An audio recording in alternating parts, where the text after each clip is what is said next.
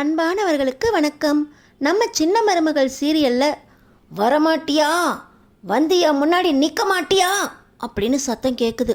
அப்போ தான் வீட்டுக்குள்ளே நுழையிற இந்த ஐஸ்வர்யாவுக்கு அந்த சத்தத்தை கேட்டு எங்கேருந்து சத்தம் கேட்குது அப்படின்னு சுற்றி சுற்றி மிரண்டு போய் பார்க்குறாங்க. காலு கீழே ஒரு எலுமிச்சப்பழம் உருண்டு வருது. எலுமிச்சப்பழத்தை கையில் எடுத்துக்கிட்டு கண்ணை தூக்கி பார்க்குறாங்க. பார்த்தா சுற்றி வெளிச்சம். அந்த புகை மூட்டத்தில் கருப்பண்ணசாமி அருவாளும் வேலும் கையோடு நிற்கிறத பார்த்து அரண்டு போயிடுறாங்க. கோயிலில் எப்போ கருப்பண்ணசாமியை நேரில் பார்த்தாங்களோ அப்பையிலேருந்தே அரண்டு போயிருந்த இந்த ஐஸ்வர்யா இப்போ வீட்டுக்கே நம்மளையே தேடி வந்துருச்சு அப்படின்னு கருப்பண்ணசாமியை பார்த்த உடனே மிரண்டு ஓடுறாங்க. ஆனால் நம்ம கருப்பண்ணசாமி விடுற பாடில்லை. ஓட ஓட விரட்டி விரட்டி நில்லு, உண்மையை எல்லாரும் முன்னாடி சொல்ல போறியா இல்லையா அப்படின்னு மறுபடியும் சத்தம் கொடுக்க, பக்கத்தில் கருப்பண்ணசாமியை நேரில் பார்த்த உடனே மறுபடியும் என்ன செய்கிறோம் ஏது செய்கிறோன்னு தெரியாமல் கால் எங்கே போகுதோ அப்படியே வேக வேகமாக விறுவிறுன்னு ஓடுறாங்க. படிக்கட்டு வருது. படிக்கட்டில் மேலே ஏறிக்கிட்டே இருக்காங்க. மொட்டை மாடியும் வந்துடுது. அங்கே இருக்க பால்கனியில் ஊஞ்சலில் பார்த்தீங்கன்னா மறுபடியும் சத்தம் கேட்குது. திரும்பி பார்க்குறாங்க ஐஸ்வர்யா. அங்கே கருப்பண்ணசாமி, எல்லார் முன்னாடி உண்மையை சொல்லு, இல்லை அவ்வளோதான், உண்மையை சொல்லு, எல்லார் முன்னாடி உண்மையை சொல்லு அப்படின்னு மறுபடியும் உண்மையை சொல்ல சொல்லி கருப்பண்ணசாமி சொல்ல, ஐஸ்வர்யா இல்லை இல்லை நான் எந்த தப்பும் பண்ணலை அப்படின்னு மறுபடியும் வளர்றாங்க. என் முன்னாடி வந்து நிற்கிறதுக்கு எதுக்கு பயந்த, உண்மையை சொல்லு, உண்மையை சொல்லலை உன்னை வெட்டிடுவேன் அப்படின்னு கருப்பசாமி அருவாளை எடுத்துகிட்டு வந்து ஐஸ்வர்யாவோட கழுத்தில் வைக்கல. இப்போ ஐஸ்வர்யா இல்லை இல்லை நான் எந்த தப்பும் பண்ணல அப்படின்னு மயங்கி சரிகிறாங்க. கண்ணை முழிச்சு பார்க்குறாங்க ஐஸ்வர்யா. ஐஸ்வர்யாவுக்கு இன்னும் தெளியவே இல்லை. சேது, என்னாச்சு ஐஸ்வர்யா, எந்திரி எந்திரி அப்படின்னு கண்ணத்தை தட்டுறாரு. பார்த்தீங்கன்னா ஐஸ்வர்யா, ஐயோ மாமா, கருப்பண்ணசாமி என்னை விட்டுரு, நான் தப்பு பண்ணல அப்படின்னு சொல்லி மறுபடியும் ஐஸ்வர்யா கத்துறாங்க. ஐஸ்வர்யா என்ன ஆச்சு, எதுக்கு மயங்கி விழுந்த, என்ன தப்பு பண்ண அப்படின்னு மறுபடியும் கண்ணத்தை தட்டுறாரு சேது. ஐயோ கருப்பண்ணசாமி அப்படின்னு மறுபடியும் கத்துறாங்க. பார்த்தீங்கன்னா ஐஸ்வர்யா, நான் கருப்பண்ணசாமி இல்லை, சேது தான், உன்னோட மாமா சேது அப்படின்னு சேது தட்ட, இல்லை இல்லை இது கருப்பண்ணசாமி தான், கருப்பண்ணசாமி நான் எந்த தப்பும் பண்ணல, என்னை விட்டு, நான் எதையும் மறைக்கலை, எந்த உண்மையும் என்கிட்ட இல்லை அப்படின்னு மறுபடியும் ஐஸ்வர்யா புலம்ப. அந்த நேரத்தில் ஈஸ்வரியும் சித்ராவும் வராங்க. சின்னம்மா, இது என்ன ஐஸ்வர்யா தப்பு பண்ணலன்றா, ஏற்கனவே கோயிலையே நான் சாமி ஆடினதை பார்த்து மயங்கி விழுந்துட்டான்னு சொன்னீங்க, இங்கேயும் அதே மாதிரி என்னை பார்த்து கருப்பண்ணசாமிங்கிறா. இவ என்னையோ பார்த்து பயந்துருக்கா. என்னை பார்த்து இவ பயப்படுறதுக்கு என்ன காரணம், தப்பு செஞ்சவங்க தானே கருப்பண்ணசாமியை பார்த்து பயப்படணும், இவ எதுக்கு பயப்படுறா அப்படின்னு சேது உண்மையை சொல்ல சொல்லி மறுபடியும் ஐஸ்வர்யாவை கேட்குறாரு.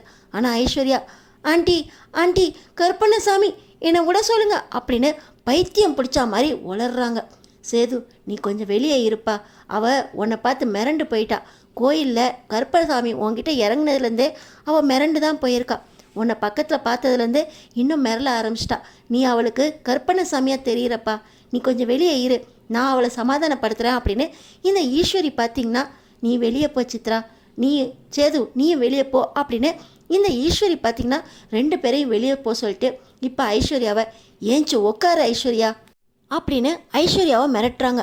ஐசு பார்த்திங்கன்னா, ஆண்டி கருப்பண்ணசாமி என்னை விட மாட்டேங்குது ஆண்டி, என்னை துரத்தி உண்மையை சொல்லுன்னு கேட்குது ஆண்டி, இப்போ கூட கருப்பண்ணசாமி என் முன்னாடி தான் நின்றுச்சு, என்னை விட்டுற சொல்லுங்க ஆண்டி, நான் தப்பு பண்ணல ஆண்டி, தெரியாமல் பண்ணிட்டேன், என்னை விட்டுற சொல்லுங்க ஆண்டி அப்படின்னு மறுபடியும் இந்த ஐஸ்வர்யா படுத்துக்கிட்டே புலம்புறாங்க. இப்போ இந்த ஈஸ்வரிக்கு கோவம் வந்துடுது. ஓங்கி ஒரு அரை விழ. இப்போ பார்த்தீங்கன்னா ஐஸ்வர்யா அழுதுகிட்டே, என்ன ஆச்சு, என்னை எதுக்கு ஆண்டி அடிச்சிங்க, கருப்பண்ணசாமி என்னை உயிரோட விடாது அப்படின்னு மறுபடியும் புலம்புறாங்க. ஏய், பயத்தில் என்ன சொல்கிறேன்னு தெரியாமல் யார்கிட்டையும் எதை உளறி வச்சிடாத, என்ன தான் நடந்துச்சு அப்படின்னு சொல்ல, கருப்பண்ணசாமி என் பின்னாடி வந்துச்சு, நான் கருப்பண்ணசாமியை பார்த்த உடனே பயந்து ஓட ஆரம்பிச்சிட்டேன், ஆனால் நில்லு, என் முன்னாடி வந்து நிற்கிறதுக்கு உனக்கு என்ன பயம், உண்மையை சொல்லு, எல்லாரும் முன்னாடி உண்மையை சொல்கிறியா இல்லையா அப்படின்னு என்னை மிரட்டுது ஆண்டி, வேலு அருவா எல்லாம் வச்சுக்கிட்டு சேது உருவத்தில் கருப்பண்ணசாமியை மறுபடியும் பார்த்தேன் ஆண்டி, இந்த வீட்டுக்குள்ளே தான் கருப்பண்ணசாமி இருக்கா ஆண்டி அப்படின்னு மறுபடியும் இந்த ஐஸு புலம்ப. உன்னை போய் கூட்டு சேர்த்துக்கிட்டு நாங்கள் ஒரு தப்பு பண்ணிட்டோம், அதுக்கு இப்போ அனுபவிக்கிறோம் அப்படின்னு தலையில் அடிச்சுக்கிட்டே இந்த ஈஸ்வரி, நீ கொஞ்ச நாள் என் கூடயே இரு, எங்களை விட்டு எங்கேயும் போகக்கூடாது அப்படின்னு சொல்லிட்டு இந்த ஐஸ்வர்யா கூட்டிக்கிட்டு, சேது இந்த ஐஸ்வர்யா ரொம்ப பயந்துருக்காப்பா, உன் மேலே எப்போ கருப்பண்ணசாமி இறங்குச்சோ அப்பையிலேருந்து உன்னை பார்த்து தான் பயப்படுறா. உன் கூட இருக்கிறதுக்கு அவள் பயப்படுறா. அவள் கொஞ்ச நாள் எங்கள் கூடயே தூங்கட்டும், அதுக்கப்புறம் அவள் பயம் தெளிஞ்சதுக்கப்புறம் அவளை உன்கிட்ட கூட்டிகிட்டு வரேன் அப்படின்னு ஈஸ்வரி சொல்ல, சின்னம்மா என்ன பார்த்து இவ எதுக்கு பயப்படுறா? நான் என்ன பண்ணேன்? இவ என்ன தப்பு பண்ணா? கருப்பண்ணசாமியை பார்த்து எதுக்கு பயப்படணும்? தப்பு செஞ்சவங்கள தானே கருப்பண்ணசாமி பண்ணோம். இவ என்ன தப்பு பண்ணான்னு கருப்பண்ணசாமி தண்டனை கொடுத்துருன்னு பயப்படுறா அப்படின்னு சேது கேட்குறாரு. நீ கிராமத்திலே வளர்ந்த பையன்ப்பா, அவள் டவுனில் வளர்ந்த பொண்ணு. அவளுக்கு இந்த சாமி பூதம் பேய் எல்லாத்தையும் புதுசாக தானே இருக்கும். அவள் ஏன் பயப்படுறான்னு ஏன்ப்பா இப்படி கேட்குற அப்படின்னு சொல்லி ஈஸ்வரி சொல்ல, கருப்பசாமி நீதியை வழங்குற சாமி, தப்பு செஞ்சவங்க தான் கருப்பண்ணசாமியை பார்த்து பயப்படணும். நீ எதுக்கு பயப்படுற ஐஸு அப்படின்னு சொல்லி இப்போ சேது நம்ம ஐஸுக்கிட்டே நேரடியாக கேட்க, ஐஸு பார்த்திங்கன்னா சேதுவை கருப்பண்ணசாமி ரூபத்தை தான் பார்க்குறாங்க. இல்லை இல்லை, நான் உன் முன்னாடி நிற்கிறக்கு பயப்பில்லை, எனக்கு ரொம்ப பயமாக இருக்குது, நீ என் முன்னாடி வராத, நான் ஒன்றும் தப்பு பண்ணலை அப்படின்னு மறுபடியும் புலம்ப ஆரம்பிக்க, சேது நீ அவகிட்ட பேசாத, உன்னை பார்த்தாலே அவள் பயப்பட ஆரம்பிச்சிட்டா, கொஞ்ச நாள் பொறுமையாக இரு சேது அப்படின்னு சொல்லிட்டு இந்த ஈஸ்வரி, சித்ரா வா நம்ம ரூமுக்கு போகலாம் அப்படின்னு சொல்லி ஐஸை கூட்டிக்கிட்டு ரூமுக்கு போயிடுறாங்க. இப்போ பார்த்தீங்கன்னா கருப்பண்ணை நம்ம சேதுக்கிட்ட வந்து, நான் எதையோ மறைக்கிறாங்கன்னு சொன்னது சரியாக போச்சு தானே, தமிழ் மேலே எந்த தப்பும் இல்லை அப்படின்னு கருப்பண்ணசாமியை உன் ரூபத்தில் இறங்கி வந்து சொன்னிச்சு. குற்றமே செய்யாமல் தண்டனை அனுபவிச்சுக்கிட்டு இருக்கா அப்படின்னு கருப்பசாமி சொன்னதுக்கு ஏதோ காரணம் இருக்குது. எல்லாத்தையும் கருப்பசாமி சொல்லணும்னா நம்ம எதுக்கு சேது? ஒன்றை காட்சியாக வச்சு தான் கருப்பசாமி தப்பு செய்யலை அப்படின்னு தமிழை சொன்னிச்சு. நீ தானே சேது கண்டுபிடிக்கணும். நீதியை காப்பாற்றுற கருப்பண்ணசாமிக்கு நம்மளாம் காவலாக இருந்து நீதியை காப்பாற்றணும் சேது. உண்மை என்ன அப்படின்னு நம்ம கண்டுபிடிக்கணும். ஐசி எதையோ மறைக்குது, அதுக்கு இந்த ஈஸ்வரியும் சித்ராவும் உடந்தையாக இருக்காங்க, நம்ம கண்டுபிடிச்சே தீரணும் அப்படின்னு கருப்பண்ணை சொல்ல, பார்த்திங்கன்னா நம்ம சேதுவோம், எனக்கும் அதுதான் சந்தேகமாக இருக்கு மாமா. ஆனால் இவ ஐஸு இந்த அளவுக்கு பயப்படுறா, இதுக்கு மேலே எப்படி நான் கருப்பசாமி ரூபத்தில் இவங்களை பயமுறுத்த முடியும்? உண்மையை சொல்லிடுவாங்களா அப்படின்னு சேது கேட்குறாரு. இதுக்கு மேலே தான் அவங்க ரொம்ப அரண்டு போவாங்க. பயத்தை வச்சு தான் அவங்கள்ட்ட உண்மையை வெளியே கொண்டு வரணும். ஐஸு மட்டும் பயந்தா பத்தாது, இந்த ஈஸ்வரியத்தை சித்ரா இவங்களும் பயப்படணும் அப்படின்னு கருப்பண்ணே சொல்கிறாங்க. அது என்னவோ மாமா, ஆனால் இன்னைக்கு பொழுது விடிஞ்சிருச்சு, இதுக்கு மேலே வேண்டாம், நாளைக்கு பார்த்துக்கலாம் அப்படின்னு சொல்லி சேது சொல்கிறாரு. இதை நேரம் கடத்தக்கூடாது, பயம் இருக்கத்துலேயே அவங்கள நம்ம பயமுறுத்திடணும். பகல் என்ன ராத்திரி என்ன, இன்னைக்கே நம்ம ஆரம்பிப்போம் அப்படின்னு மறுபடியும் கற்பனை சொல்ல, இது வீட்டில் யாருக்கும் தெரியாமல் எப்படி என்ன செய்ய முடியும் அப்படின்னு நம்ம சேது கேட்க, அதெல்லாம் முடியும் சேது, நாளைக்கு நம்ம அழகருக்கு தடுப்பூசி போடுறதுக்காக மலர் போகுது, மலர் கூட மோகனாத்தையும் ராஜாங்க மாமாவையும் நான் கூட்டிகிட்டு போயிடுறேன், நீ வீட்டில் தனியாக தான் இருப்ப, நீ இருந்தால் கண்டிப்பாக ஐஸ்வர்யா ஈஸ்வரி சித்ரா சாவித்ரி அப்படின்னு எல்லாருமே இருப்பாங்க, சாவித்ரியத்தையும் எப்படியாவது நான் கூட்டிகிட்டு போயிடுறேன், இங்கே இருக்கவங்கள நீ சமாளிச்சுக்கோ அப்படின்னு சொல்லி கற்பனை சொல்கிறாங்க. நம்ம கருப்பண்ணை சொன்ன மாதிரியே திட்டம் போட்டு எல்லாரையும் வீட்டிலேருந்து கூட்டிகிட்டு போக இந்த நேரத்தில் வீட்டில் இருக்கிறது நம்ம சேது ஈஸ்வரி ஐஸ்வர்யா சித்ரா, இந்த 4 பேர் மட்டும்தான். நம்ம சேதுவும் ஐஸு நம்மளை பார்த்தா பயப்படுது அப்படின்னு சொல்லி, சின்னம்மா உங்ககிட்ட கொஞ்சம் தனியாக பேசணும் அப்படின்னு ஈஸ்வரியை தனியாக கூப்பிட்டு, எனக்கு ஆஃபீஸில் கொஞ்சம் வேலை இருக்குது, கட்சி ஆஃபீஸுங்கிறதுனால வர லேட் ஆகும், எப்போ வருவேன்னு சொல்ல முடியாது, ஐஸை பத்திரமா பார்த்துக்கோங்க அப்படின்னு சொல்லிட்டு வெளியே போயிற மாதிரி போயிட்டு அப்படியே மேக்கப் போட்டுக்கிட்டு வீட்டுக்குள்ளே வராரு. வந்தவர் கருப்பண்ணசாமி ரூபத்தில் வந்ததுனால மற்றவங்க யாருக்கும் கண்ணில் படாமல் ஈஸ்வரி ரூமுக்கே போகிறாரு. கருப்பண்ணசாமி ரூபத்தில் மறுபடியும் சேதுவை ஐஸ்வர்யா தான் முதல்ல பார்க்குறாங்க. ஆண்டி ஆண்டி மறுபடியும் கருப்பண்ணசாமி வந்துருச்சு அப்படின்னு சொல்ல, கருப்பண்ணசாமிலாம் வராது, வீட்டுக்கெல்லாம் வராது, நீ பயப்படாத ஐஸு, நீ பயந்து எங்களையும் மாட்டி விட்டுருவ போல இருக்கே, ஒரு தப்பை பண்ணிட்டு எங்களையும் சேர்த்து மாட்டி விட்டுறத அப்படின்னு ஈஸ்வரி சொல்லிக்கிட்டு இருக்கும்போதே கருப்பண்ணசாமி, ஏய் ஈஸ்வரி, என்கிட்ட நீயும் அருள்வாக்கு வாங்க கூட வரல, தப்பு செஞ்சுட்டு என்கிட்ட இந்த ஒளிஞ்சு விளையாடிட்டு இருக்கீங்களா, தப்பு செஞ்சவங்க யாரும் இந்த கருப்பண்ணசாமி கிட்டேருந்து தப்பிக்க முடியாது அப்படின்னு அருவாளை ஓங்கிக்கிட்டு வர, அம்மா அம்மா கருப்பண்ணசாமி தாம்மா அப்படின்னு சித்ராவும் அரண்டு போய் நிற்க, ஈஸ்வரி பார்த்தீங்கன்னா ஏய் இதெல்லாம் கனவு தான் அப்படின்னு சொல்லி ஐஸ்வர்யா ஈஸ்வரி சித்ரா 3 பேரும் கன்னத்தில் தட்டி, எந்திரிங்க எந்திரிங்க கனவு தான் அப்படின்னு அவங்களுக்குள்ளே தட்டிக்கிட்டு இருக்க, ஆண்டி இது கனவு இல்லை பாருங்க ஆண்டி, நம்மளுக்கு கருப்பண்ணசாமியோட சந்தன வாசம் வருது, கையில் நேற்று எலுமிச்சப்பழம் ஒன்று கிடச்சிச்சு, அந்த எலுமிச்சப்பழம் வச்சு தான் உண்மையாலே கருப்பண்ணசாமி வந்துச்சுன்னு சொன்னேன், அந்த எலுமிச்சப்பழம் என் கையில் இருக்குது, இப்போ கூட கருப்பண்ணசாமியோட மாலையிலேருந்து ஒரு எலுமிச்சப்பழம் உருண்டு வருது, அதை தொட்டு பாருங்க ஆண்டி, உங்களுக்கே உண்மை புரியும் அப்படின்னு சொல்லி இந்த ஐஸ்வர்யா சொல்ல, ஈஸ்வரி குனிஞ்சு பார்க்குறாங்க, அவங்கள சுற்றி ஒரே எலுமிச்சப்பழமாக ஓடுது. இதை பார்த்தோன்னே இது உண்மையா அப்படின்னு ஈஸ்வரி நம்பாம, ஐயோ கருப்பண்ணசாமி நான் எந்த தப்பு பண்ணல அப்படின்னு மறுபடியும் மிரண்டு போகிறாங்க இந்த ஈஸ்வரி பின்னாடி இந்த சித்ரா ஐஸ்வர்யா எல்லாருமே, ஐயோ கருப்பா நாங்கள் எந்த தப்பு பண்ணல, எங்களையே துரத்திட்டு வர அப்படின்னு சித்ரா ஈஸ்வரி எல்லாருமே பின்னாடியே நடந்து போயிட்டுருக்காங்க. தப்பு பண்ணாமல் எதுக்கு இந்த கருப்பனை பார்த்து பயந்து ஓடுறீங்க? நீங்கள் செஞ்ச தப்பை நீங்களே ஒத்துக்கணும், இல்லை அவ்வளோதான், நடக்கிறதே வேற அப்படின்னு சொல்லி இந்த கருப்பண்ணசாமி ரூபத்தில் இருக்க சேது ஈஸ்வரி சித்ரா ஐஸ்வர்யா 3 பேரையும் மிரட்டுறாரு.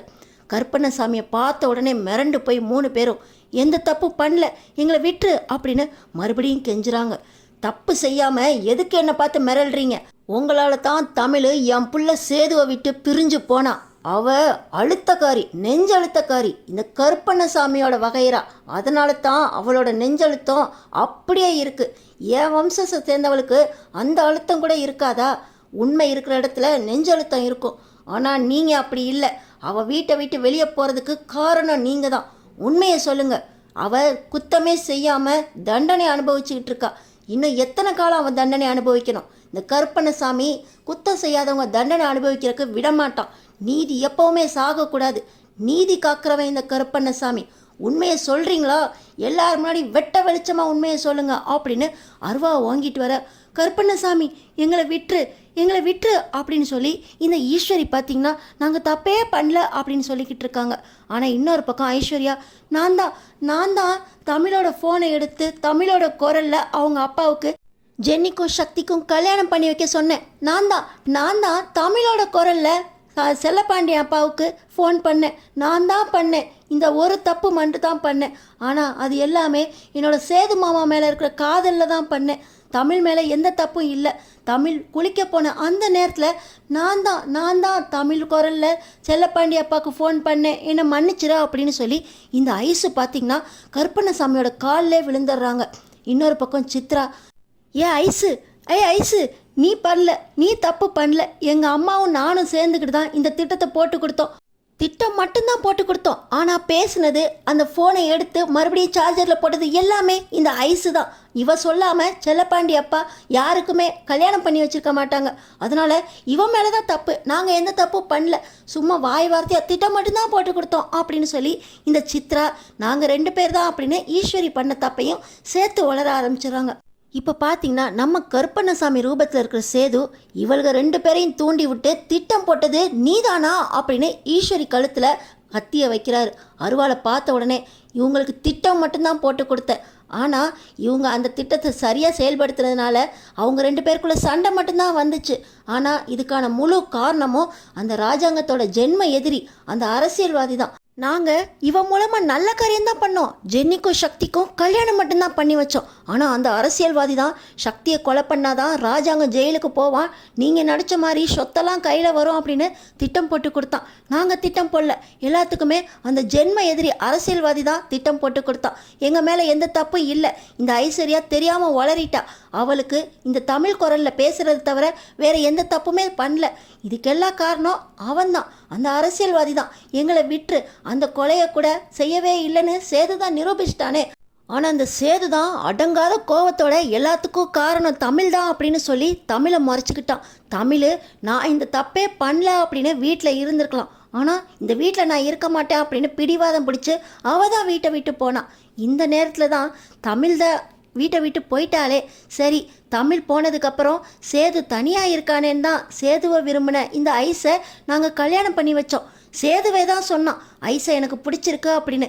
எல்லாரும் முன்னாடி சேது ஐஸை பிடிச்சிருக்கு கல்யாணம் பண்ணிக்கிறேன்னு ஒத்துக்கிட்டதுனால தான் சேதுவுக்கும் ஐஸுக்கும் கல்யாணம் பண்ணி வைக்கிறதுக்கு ஒத்துக்கிட்டோம். ஆனால் கருப்பண்ணசாமி சேதுவுக்கும் ஐஸுக்கும் இன்னும் கல்யாணமே நடக்கலை அப்படின்னு சொன்ன உடனே ஐஸ்வர்யாவுக்கு, ஆண்டி என்ன சொல்கிறீங்க?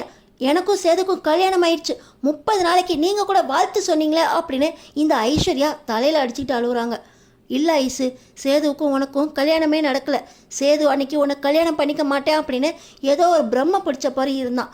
அவன் உன் கழுத்தில் தாலி கட்ட வரும்போது கூட தாலியை அப்படியே வச்சுக்கிட்டு தான் இருந்தான். சித்ரா தான் உன் கழுத்தில் அந்த 3 முடிச்சையும் போட்டா. சித்ரா இந்த சமயத்தை சரியாக பயன்படுத்திக்கிட்டு சேது தான் உன் கழுத்தில் தாலியை கட்டினா அப்படின்னு இவ தான் 3 முடிச்சு போட்டா. உனக்கும் சேதுவுக்கும் கல்யாணமே நடக்கலை அப்படின்னு சொல்லி இந்த ஈஸ்வரி சொல்ல, ஆமாம் அதை மறந்துட்டேன் அப்படின்னு இந்த சித்ராவும் நான் தான் சேது தாலி கட்டினதா சொல்லி ஐஸ்வர்யா கழுத்தில் 3 முடிச்சு போட்டேன் அப்படின்னு சொல்ல, இதை எல்லாமே நம்ம சேது பார்த்திங்கன்னா கற்பனை சுவாமி ரூபத்தில் வந்து உண்மையை நிரூபிக்கிறாரு. இதை யாரும் சொன்னால் நம்ப மாட்டாங்க அப்படின்னு பின்னாடி ஒரு கேமராவை வச்சு எல்லாத்தையுமே ரெக்கார்ட் பண்ணிக்கிட்டு இருக்காரு.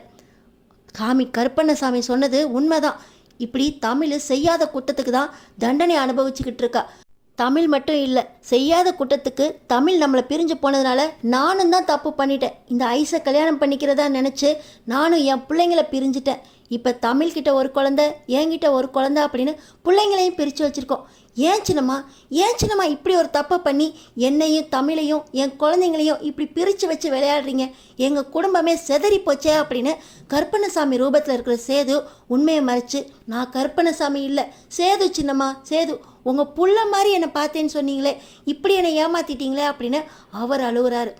எல்லா உண்மையும் தெரிஞ்சதுக்கப்புறம் சேது தமிழோட ஒன்று சேருவாரா? அழகர் மீனாட்சிக்காக சேது தமிழோட சேர நினச்சாலும் நம்ம தமிழ் சேது பண்ண தப்புக்காக கண்டிப்பாக சேதுவோட சேர்றதுக்கு ஒத்துக்கவே மாட்டாங்கன்னு நினைக்கிறவங்க நம்ம சேனலுக்கு சப்ஸ்கிரைப் பண்ணி அடுத்தடுத்து என்ன நடக்க போகுதுன்னு பாருங்கள்.